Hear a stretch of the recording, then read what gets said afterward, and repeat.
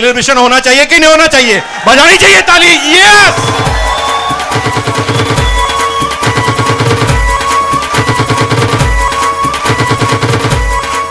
Thank you, बहुत बहुत धन्यवाद आप।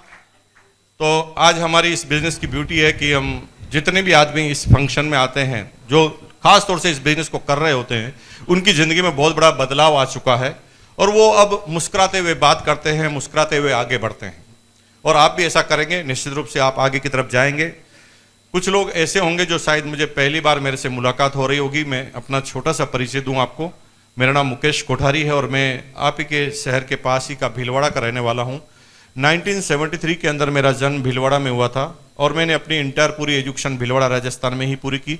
आई एम सिंपली बीकॉम, ज़्यादा पढ़ा लिखा नहीं हूँ। आप में से कई लोग ऐसे होंगे जो मेरे से ज़्यादा पढ़े लिखे होंगे, समझदार होंगे, बुद्धिजीवी होंगे, बुद्धिशाली होंगे, ज्ञानी पुरुष होंगे, महात्मा होंगे, दिमागदार आदमी होंगे। मैं आप सब लोगों को प्रणाम करता हूँ और निश्चित रूप से मैं ये वादा करता हूँ कि आप मेरे गुरु हैं और गुरु रहेंगे। जिंदगी भर आपके जो जीवन के अनुभव है उससे मैं सीखता रहूँगा।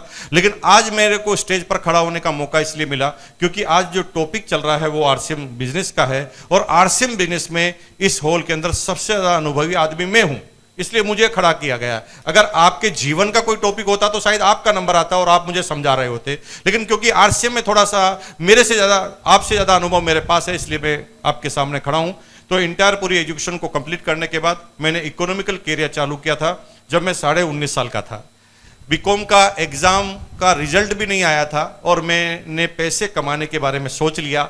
एक दोस्त के पिताजी की मदद से एक प्राइवेट कंपनी में एज ए मार्केटिंग असिस्टेंट के रूप में मैंने अपना काम चालू किया और मेरी पहली सैलरी हुआ करती थी 750 रुपये, 750 रुपीज ओनली।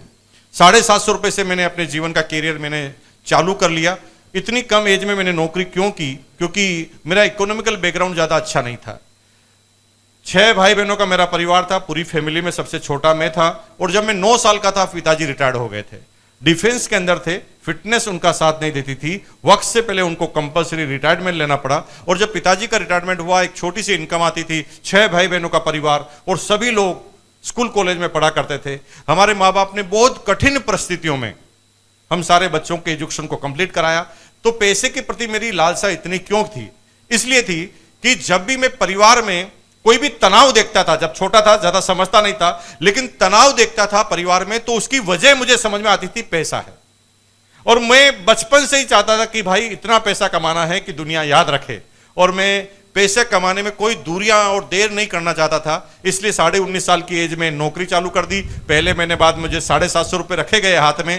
तो जैसे अभी हमारे कुछ साथियों ने बताया कि ये पैसे कमाना कितनी बड़ी बात है। अशोक जी ने आपको बताया कि 100 रुपए जब आप मेहनत के कमाते हैं तो कैसा आपको महसूस होता है। ठीक उसी तरह जब 750 रुपए मेरे हाथ में रखे गए ना, तब मुझे अपने सपनों को चेक किया तो पता चला कि यार ये मैंने जो सोचा है बहुत बड़ा सोच लिया है। शायद इतना बड़ा मुझे नहीं सोचना चाहिए, इतने बड़े सपने मेरे पूरे नहीं होंगे। क्योंकि सपने लोगों के ऐसे ही होते हैं कि बड़ी गाड़ी होनी चाहिए, बड़ा बंगला होना चाहिए, बड़ा मकान होना चाहिए, बच्चे बड़ी एजुकेशन लेना चाहिए, बीवी का ज्वेलरी बॉक्स फुल होना चाहिए, हमारा बैंक बैलेंस फुल होना चाहिए। इस तरह के ही हमारे सपने होते हैं और मेरे भी ऐसे ही सपने थे। लेकिन जब मैंने ऐसा देखा कि ये सपने 750 रुपए की नौकरी से पूरे नहीं हो सकते, तो मैंने अपने सपनों को छोटा करना चालू किया। और हर आदमी समय, स्थान, परिस्थिति के अनुसार अपने आप से समझौता करता है, बड़ी बड़ी सोच को छोटी छोटी सोच में तब्दील करता है। फिर एक दिन वो जीवन से समझौता कर लेता है कि शायद जीवन का नाम ही यही है। ये बड़ी बड़ी बातें बोलने की अलग होती है, करने की अलग होती है। और अल्टीमेट मैंने समझौता किया, नौकरी को कंटिन्यू चालू कर दिया और लगातार 8 साल तक मैंने प्राइवेट जॉब किया। और 8 साल प्राइवेट जॉब करने के बाद मैं उसी कंपनी में जिसने मैंने अपनी शुरुआत की थी, मेरी सैलरी हो गई 13,000 बेसिक, 13,000 बेसिक। 13,000 की इनकम अभी आप सुनते हैं तो बहुत छोटी सी इनकम आपको लगती होगी, लेकिन मेरी जब 13,000 की सैलरी थी ना, वो 1999 का वक्त था। 1999 में जब 13,000 मेरी सैलरी होती थी, उस समय कलेक्टर की बेसिक सैलरी 9,998 रुपए थी। यानी डिस्ट्रिक्ट कलेक्टर था ना, उसकी सैलरी मेरे से कम हुआ करती थी। सब कुछ ठीक था, जीवन में पैसों को लेकर मुझे ज्यादा चैलेंज नहीं रहा बचपन से कभी भी, जब से मैंने नौकरी चालू की। पैसे को लेकर ज्यादा बहुत बड़ा चैलेंज मुझे जीवन में रहा नहीं। मैं अपने जीवन के सारे फर्ज निभाता हुआ आगे बढ़ रहा था, लेकिन फिर भी इस बिजनेस में मैं क्यों आया, ये एक प्रश्न है, एक सवालिया निशान है। 90% लोग सोचते हैं 90% लोग सोचते हैं कि ये बिजनेस उन लोगों के लिए है जिनके पास कोई काम नहीं होता, कोई काम धंधा नहीं है, वो लोग इस तरह का काम करते हैं। मैं आपको बता दूं कि सन 2000 में मैंने इस बिजनेस में अपना कैरियर बनाने के बारे में सोचा और 2001 में मैंने फुल टाइम अपने इस बिजनेस को कैरियर बनाया और उस समय मैंने 13,000 की नौकरी को भी छोड़ दिया। तो अब बात यह आती है कि ऐसी क्या चीज मुझे लगी, ऐसा मुझे क्या समझ में आया कि मैंने 13,000 की नौकरी को छोड़ दी। हालांकि नौकरी सरकारी नहीं थी, प्राइवेट नौकरी थी। प्राइवेट नौकरी में गधे घोड़े बराबर नहीं होते। प्राइवेट नौकरी में तो जब तक आप मालिक को कमा के देते हैं तब तक आपको मालिक सैलरी देता है, और मालिक के जो भी आप काम के नहीं रहते तो मालिक आपको लात मार देता है। तो बात एक समझ में आई कि उस बिजनेस में, उस नौकरी को जब मैं कर रहा था, जब सब कुछ ठीक था, तो मैं इस बिजनेस में फुल टाइम क्यों आया। मेरे भाई, सबसे पहली एक चीज मुझे बार बार परेशान करती थी अपनी नौकरी के दौरान, वो ये थी कि मुझे खुलकर काम करने का कोई भी अधिकार नहीं था। मेरे ऊपर एक बॉस था, बॉस के ऊपर एक बॉस था, उस बॉस के ऊपर भी एक बॉस था, और उस बॉस के ऊपर एक मालिक था। यानी मैं जिस पोजीशन पर था वहां मेरे 4 बॉस हुआ करते थे, और चारों बॉस बारी बारी से एक दूसरे के ऊपर भड़ास निकालते थे। मालिक सबसे वाले बॉस की कान खींचता तो नीचे वाला उसके नीचे वाले की खींचता, नीचे वाला उसके नीचे वाले की खींचता, और सबसे लास्ट में मैं बसता। तो मेरा बॉस भी मुझे बुलाता, वो जो ही मुझे केबिन में बुलाता मुझे समझ में आता कि शायद ये डांट खा के आएगा, ये डांट खा के आया है, मुझे भी कुछ ना कुछ पकड़ के कुछ बोलेगा। और मुझे केबिन में बुलाकर वो डांटता था, वो कहता, मुकेश कितनी बार कह दिया दिमाग मत लगाओ, दिमाग मत लगाओ। इंसान और गधे में अंतर क्या है पहले बताओ? सिर्फ दिमाग का ही है। और इंसान को यह कह रहा कि दिमाग मत लगाओ, तो दिमाग गधा लगाएगा।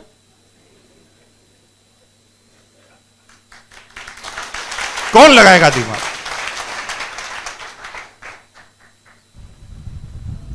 काम तो गधा भी करता है भाई। देखो, रात को गधा भी सोता है, सुबह गधा भी उठता है। आदमी को देखना, आदमी जो जो करता है वो सारा गधा करता कि नहीं करता, चेक करना है। रात को गधा सोता है, इंसान भी सोता है। इंसान सुबह उठता है, गधा भी उठ जाता है।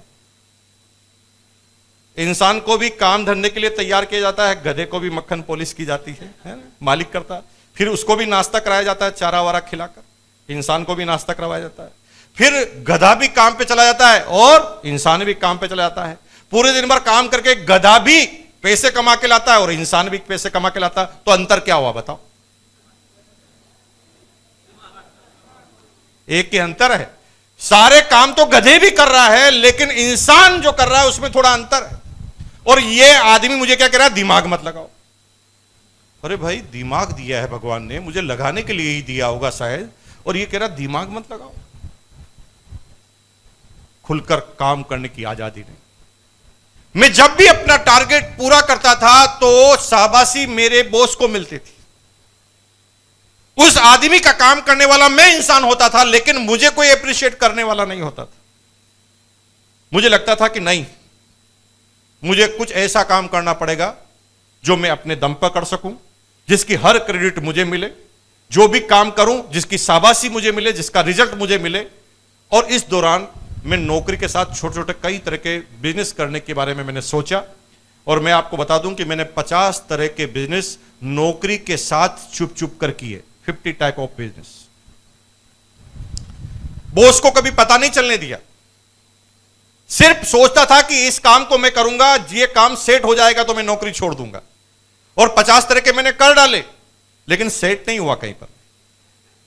कभी मुझे कंपनी कलकत्ता भेजती थी टूर के लिए, मार्केटिंग के लिए। मैं कलकत्ता में जाता था, शाम को 6 बजे मार्केट बंद हो जाता था, मैं मार्केट में निकल जाता था, यह पता करने कि ऐसा क्या होता है कलकत्ता में जो मेरे भिलवाड़ा में नहीं होता। और यहां की चीज अगर मैं वहां ले जाकर काम कर दूं तो हो सकता है कि मेरे हाथ में बिजनेस आ जाए और मैं सक्सेस हो जाऊं। तो कभी मैं सीडी प्लेयर 4000 का लाकर 5000 में भिलवाड़ा में बेच देता था। कभी 400 रुपए का हेनरी हिल का शर्ट लाकर मैं 500 रुपए में बेच देता था। इस तरह के 50 तरह के कारोबार किए, लेकिन किसी भी कारोबार में जो अचीव करना चाहता था वो मुझे नहीं हो रहा था। हर कारोबार में कोई ना कोई समस्याएं होती थी। किसी को सीडी प्लेयर देता था दिखाने के लिए, सामने वाला खूब सारी फिल्में देख लेता था और शाम को आके कहता था समझ में नहीं आया, ले लो। किसी को शर्ट देता था, वो शर्ट रहना किसी फंक्शन में पहन के चला जाता था और फंक्शन खत्म होके वापस कह देता था यार ये तो कलर ही समझ में नहीं आया, वापस ले लो। हर समस्या बहुत सारे बिजनेस में। आप भी जिस बिजनेस को करते हैं उसकी अलग समस्याएं होगी, मैं जिस बिजनेस को करता था मेरी अलग तरह की समस्याएं थी, और अल्टीमेट मैं अपने मकसद में कामयाब नहीं हो पा रहा था कि मुझे जो काम करना है अपने हिसाब से वो मुझे मिलेगा कि नहीं मिलेगा। तभी अगस्त 2000 में मेरी कंपनी में मेरे बॉस ने, जैसे आज आपको यहां मीटिंग में इनवाइट किया गया, मुझे भी इनवाइट किया गया, और जैसे एक नया आदमी आकर बैठता है जिसको कुछ ज्यादा पता नहीं होता। कितने नए आदमी पहली बार आए हैं मीटिंग में? ओह, काफी लोग हैं।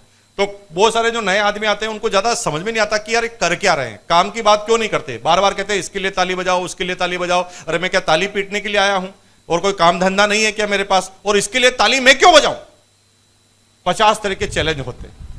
और मैं आकर चुपचाप आकर बैठ गया। ये बात मैं इसलिए बता रहा हूं कि आप और मेरे में क्या समानता है वो मैं बताना चाह रहा हूं आपको। आगे की चेयर खाली थी, फिर भी मैं पीछे की चेयर पर जाके बैठा, क्योंकि पीछे वो लोग बैठते हैं जो समझदार किस्म के लोग होते हैं, और मैं उनमें से एक था। पीछे बैठने वाले आदमी पीछे इसलिए बैठते हैं ताकि कभी भी उठ के जा सकते हैं, है ना। आगे बैठेंगे तो सबके सामने से निकलना पड़ता है, और पीछे चुपचाप एक बार टर्न ही मारना पड़ता है, बाहर से बाहर निकल जाओ। जो जितने भी स्मार्टनेस एक आम आदमी में होती है ना, वो सारी मेरे अंदर थी। और मैं पीछे जाकर बैठ गया, और वहां कुछ बताया जा रहा था। 1-1.5 घंटे तक तो समझ में नहीं आया। बार बार एक ही बात कर रहे थे कि ये अब नया आ गया इसके लिए ताली बजाओ, अब ये उल्लू आ गया इसके लिए ताली बजाओ, ये आ गया इसलिए बजाओ ताली, ताली ताली। मैंने एक भी नहीं बजाई। तो आप भी नहीं अगर ताली नहीं बजा रहे हैं तो कोई टेंशन की बात नहीं है, मैं बिना ताली बजाए यहां आ गया। तो आप ये मत मानना कि ताली बजाओगे तो ही कामयाब हो जाओगे, कोई फर्क नहीं पड़ता। ताली बजाओ या ना बजाओ, कामयाबी तालियों से कोई निर्धारित नहीं होती। तालियां क्यों बजाते हैं? 90% लोगों को पता ही नहीं तालियां क्यों बजाते हैं। वो सोचते हैं कि तालियां बजाने से सामने वाला खुश होता है। नहीं, ये गलती है आपकी। होता होगा, जो होता है वो भी गलत है, जो बजा रहा है वो भी गलत है। तालियां होती है हमारा ये जो शरीर है ना, इसके ऊपर एक कंप्यूटर लगा हुआ है। इसकी इतनी मेमोरी है, इसके बारे में सर्वे किया, 3 करोड़ जीबी के बराबर मेमोरी इसकी। कितनी? 3 करोड़। ये साइंटिस्ट वहां तक पहुंचे हैं जहां तक मैं बता रहा हूं, 3 करोड़ जीबी तक की तो इसकी मेमोरी कार्ड है इसके अंदर पूरा का पूरा। अब कंप्यूटर में जब भी कोई चीज आपको अंदर डालनी होती है तो लास्ट में सब फीड करके आपको इंटर दबाना पड़ता है, इंटर है, तो आपकी मेमोरी में चला जाता है। ठीक उसी तरह हमारे शरीर में क्या चीज जानी चाहिए, हमारे दिमाग में क्या चीज जानी चाहिए और क्या नहीं जानी चाहिए, यह इंटर पर डिपेंड करता है। हेलो, अब इंटर, अब देखो आप शरीर के, मैं बताता हूं प्रोसेस कैसे करता है। हालांकि मैं बिजनेस की बात करने आया हूं, लेकिन थोड़ा सा एक जनरल नॉलेज की बात करके मैं सीधा बिजनेस की बात करूंगा आपके बीच में। जैसे यहां से आप जाएंगे 4 किलोमीटर दूर आपका घर है, वहां पर यस, आपकी आंखें खुली रहेगी, आपका दिमाग खुला रहेगा, और आप जैसे जैसे पैदल जाते रहेंगे आप क्या देख रहे हैं कि कितनी गाड़ियां आ रही, कितने आदमी जा रहे हैं, किसकी शक्ल क्या है, कितने कलर क्या है, किसने क्या पहना हुआ। और आप यहां से वहां तक, घर तक जाएंगे। घर पर जाने के बाद अगर आपसे कोई पूछ ले कि भाई तू हॉल से आया घर पर, तुझे कितने आदमी मिले, कितने नंबर की बसें मिली, कितनी गाड़ियां मिली, उनका नंबर क्या था, कौन कौन आदमी, किसने दाढ़ी बनाई हुई थी, किसने दाढ़ी नहीं बनाई थी, किसने कौन से कलर का शर्ट पहना है, आप याद रख पाएंगे क्या? क्यों? इस भगवान ने, इस अल्लाह ताला ने आपको एक प्रोसेस दिया। जब भी कोई चीज आपके काम की नहीं होती तो आप उसे देखते तो हैं, लेकिन वो आपकी मेमोराइज में नहीं जाती, मेमोराइज नहीं होती, वो आपको याद नहीं होती, क्योंकि आपका दिमाग इतना स्मार्ट है। वो कहे यार ये कचरे को मेरे को इकट्ठा नहीं करना है, और आप तुरंत गति से उसको प्रोसेस करते हैं, देख भी रहे हैं फिर भी याद नहीं होता। लेकिन तभी आपका खास दोस्त मिल जाता है और आप दोस्त को देखते ही रुक जाते हैं। रुकने का मतलब हो गया इंटर। और जब दोस्त से मिलते हैं तो आपको यह पता रहता है कि दोस्त ने आज कौन से कलर की शर्ट पहनी थी, दोस्त ने आज दाढ़ी बनाई थी कि नहीं बनाई थी, दोस्त कौन से कलर की कार लेकर आया था, दोस्त की कार का नंबर क्या था। यहां पर जहां पर आपने इंटर मारा वो आपको बात याद है, और जो चीज इंटर नहीं मारी वो आपको याद नहीं है। तो जब भी ताली बजानी है तो उसका सिंपल सा लॉजिक है, जब भी कोई चीज आपको मन से लगे अच्छी, दिल से लगे अच्छी, और आपको लगता है कि इस बात को आपको अंदर मेमोराइज करना है, जिंदगी भर याद रखना है, तो उसके ऊपर ताली बजा दो आप। यह ताली बजाने का नियम है। तो आज के बाद इधर उधर मत देखना कि ताली बजाने लायक बात भी है कि नहीं है। आपको क्या अच्छा लगता है, आपको क्या शरीर में डालना है, आपको क्या दिमाग में डालना है, जिस भी बात को दिमाग में डालना है आप तुरंत ताली बजा दो। और यही टेक्नोलॉजी आप अपने बच्चे को सिखाओ। बच्चा क्या पढ़ता है तो उसको एक टारगेट होता है कि ये मेरे को कोर्स इतने समय में पूरा करना है। लेकिन हमारा दिमाग है ना, रिलैक्स नहीं होता। कई बार हम इतने सारे इंटर एक साथ मार चुके होते हैं कि वो हैंग हो जाता है। और हैंग जब हो जाता है तो बच्चा बड़ा परेशान होता है, वो पढ़ना भी चाहता लेकिन उसे याद नहीं हो रहा, तो वो बाहर निकलता है अपने आप को फ्रेश करने के लिए। हेलो, फ्रेश होना क्या है? इंटर है। हेलो, तो बच्चे को बोलिए कि जब भी कोई चीज पढ़े और उसको जिंदगी भर याद रखना है तो उसको लॉजिक समझकर एक बार जोरदार ताली बजा दे, गारंटी वो जिंदगी भर उसको याद कर लेगा। करके देख लेना आप बच्चे को, आज ये समझा के देखना। तेज गति से ताली बजाना, लेकिन समझने के बाद, लॉजिक समझने के बाद तो आपको मेमोराइज हो जाएगी और हमेशा के लिए याद हो जाएगी। तो अब ताली बजाने का नियम समझ गए आप? अब ताली कब बजानी है? जब पड़ोसी बजाए तब नहीं बजानी। आपको जब कोई चीज याद रखनी हो, जो चीज आपके लिए जीवन के लिए महत्वपूर्ण हो, उसके लिए आपको ताली बजानी है। तो मैं आ गया भाई साहब मीटिंग में, मीटिंग चालू हो गई, ताली वगैरह बजाई नहीं। जाते जाते एक ही बात समझ में आई कि ये जो आदमी कह रहा है इससे क्या आएगा क्या नहीं आएगा ये तो मुझे पता नहीं है, लेकिन इसमें जाएगा कुछ नहीं। क्योंकि ये बार बार ये कह रहे हैं कि इस बिजनेस में काम करने से पैसा आता है, लेकिन ये एक भी बार नहीं बोल रहे कि नहीं करेंगे तो जाता है। मैंने कहा भाई ये ज्यादा नुकसान वाला विषय नहीं लगता, और मैं लाइटली उस बिजनेस मीटिंग से खत्म होने के बाद मैं आ गया। अगले दिन मेरे बॉस ने मुझे एक किट दे दी। किट में 3 जोड़ी कपड़े थे। वो कपड़े क्यों दिए गए थे ये भी मुझे पता नहीं था। मैं उन कपड़े को लेकर सोच रहा था कि शायद मैंने अपने बॉस को प्रसन्न कर दिया है, खुश हो गया है बॉस, शायद ये ही इसका मकसद था जो इसने पूरा कर लिया है। लेकिन 3 महीने तक लगातार उसने मुझे काउंसलिंग मीटिंग में बिठाया, और 3 महीने तक लगातार काउंसिल मीटिंग अटेंड करने के बाद मुझे ऐसा लगा कि इस बिजनेस को मुझे अपना कैरियर बनाना चाहिए। पार्ट टाइम स्पेयर टाइम 12 घंटे की नौकरी होने के बाद भी मैंने इस काम को चालू कर दिया। प्रश्न नंबर 1, लोग तो कहते हैं मरने की फुर्सत नहीं है, तो 12 घंटे की बात क्यों चालू कर दिया? इसलिए कर दिया मेरे भाई क्योंकि बात समझ में आ गई। अगर बात समझ में आती है तो आदमी बहाने बनाता नहीं है, और जब तक बात समझ में नहीं आती तब तक कहता है टाइम नहीं है। अनिल अंबानी डॉक्टर के पास मेडिकल चेकअप कराने गया। अनिल अंबानी बहुत ही व्यस्त आदमी था। सुबह जब से उठता रात को सोते वक्त हर समय उसका कोई ना कोई अपॉइंटमेंट रहता था, और वो पूरे दिन भर किसी न किसी चीज के बारे में सोचता रहता था। डॉक्टर के पास गया, डॉक्टर ने पूरा चेकअप किया। चेकअप के बाद उसकी मेडिकल रिपोर्ट को देखी तो डॉक्टर ने कहा भाई अनिल अंबानी 2 घंटे रोज सुबह घूमने लग जा, नहीं तो सारा काम यहीं का यहीं पड़ा रह जाएगा, तेरा कब प्रमोशन हो जाएगा तुझे ही पता नहीं। तो अनिल अंबानी को समझ में आ गया कि ये 2 घंटे मेरे लिए जीवन में कितने महत्वपूर्ण हैं। तो उसने उन सारे 24 घंटे में से काम को कट किया, काम को शॉर्टकट किया, और 2 घंटे घूमने के लिए निकालना चालू कर दिया। क्योंकि टाइम तो उसके पास नहीं था, लेकिन समझ में आ गया था। ठीक उसी तरह आपके पास भी टाइम नहीं है, लेकिन जब यह पता आपको चल जाए कि इससे क्या मिलने वाला है तो आप टाइम निकाल लेते हैं। एग्जाम्पल, आप 22 साल के हैं, 21 साल की लड़की से आपको प्यार हो गया। प्यार होने के बाद यह डिसाइड हुआ कि आज दिन में 2 बजे हमें इस मॉल में मिलना है। अब आपकी है 12 घंटे की नौकरी, जाओगे कि नहीं जाओगे? दिल पे हाथ रख के बोलो, जाओगे कि नहीं जाओगे? अगर बॉस नहीं जाने देगा तो क्या करोगे? बहाना बना लोगे, है ना? पता है, कुछ भी करके पहुंच जाओगे, कुछ भी, क्योंकि आपको रिजल्ट पता है कि आज अगर नहीं गया तो मामा बन जाऊंगा। हेलो, आ गई ना बात समझ में? रिजल्ट जब पता चलता है तो आदमी टाइम निकालना चालू करता है, और रिजल्ट जब पता नहीं होता तो आदमी बार बार कहता है टाइम नहीं है, टाइम नहीं है, टाइम नहीं है। चलो टाइम नहीं है, वहीं से शुरुआत करते। कितने घंटे हैं आपके पास? 24।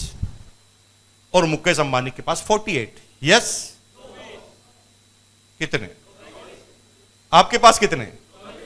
मुकेश अंबानी के पास कितने? रतन टाटा के पास कितने? बिल गेट्स के पास कितने? और आपके नीचे भिखारी, उसके पास कितने?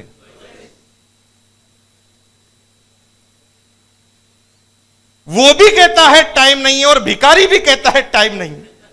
तो टाइम का हो क्या रहा है बताओ आप? ये मेरे भाई दिमागी गेम है। टाइम तो सभी के पास 24 ही घंटे हैं। न तो आप 1 सेकंड कम कर सकते हैं, न आप 1 सेकंड बढ़ा सकते हैं। कोई भी तरीका दुनिया में नहीं है जिससे आप टाइम पैदा कर सकते हो सिवाय आरसीएम बिजनेस के।